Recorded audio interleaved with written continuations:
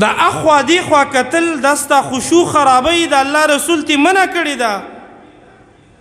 حدیث کی راضی نہا رسول اللہ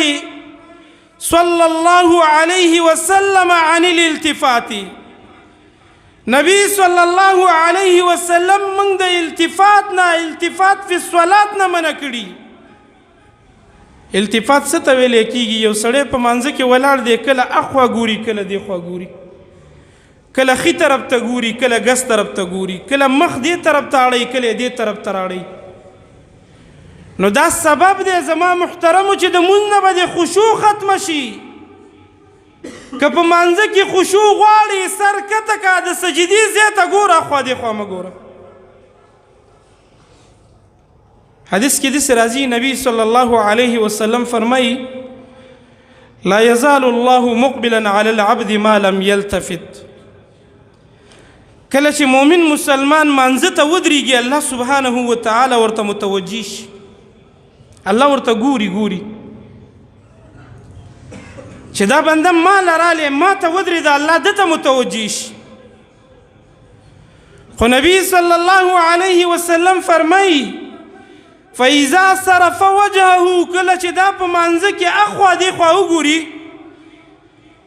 نو الله سبحانه وتعالى تی انصرف عنه الله سبحانه وتعالى تی مخ واړی چې بنده زه خو تا ته متوجه شو ته ما له راغلی وي ته خو ما ته په مانزه باندې ودرېدې تا خو ما سره خبرې کولې که نه خو چې دا بنده سوچونه شروع کړي اخوا دی خوا ګوري الله تی مخ واړی چې تاسې ګپ شپ له راغلی دا مونځ نه دی د دې وجې نه زما محترمو مونځ داسې مونځ په کار دی چې ته په مانځه کې ودرېږي چې تا ته دا هم پته ونه لګېږي چې ښي طرف ته مې څوک ولاړ دی او ګس طرف ته څوک ولاړ دی هسې که حقیقت ته یې واړئ والله العظیم چې ټول صف راته معلوم وي چې هلته دا ولاړ دی دلته دا ولاړ دی معاذ ابن جبل رضی الله تعالی عنه به فرمایل کوم انسان چې مونځ ته ودرېده او د په مونځ کې دا وپېژنده چې ښي طرف ته مې پلانکي خان ولاړ دی ګس طرف ته پلانکي خان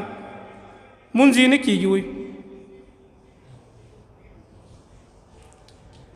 د بعضې سلفو نه داسې نقل دی لکه د سعید ابن جبیر رحمه الله نه هغه وایي ما 40 کاله مونځ کړی دی خو په 40 کالو کې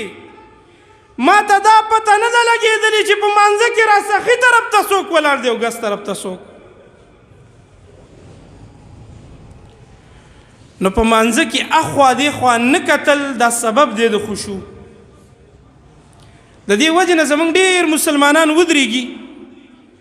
د مونځ په دوران کې به سترګې اړوي کله به هغه طرف ته ګوري کله به دې طرف ته ګوري کله به بره ګوري کله به لاندې ګوري دا وجه ده چې زما او ستا منځونه د خشوع نه خالي دي په منځونو کې خشوع نشته دی بې روحه منځونه دي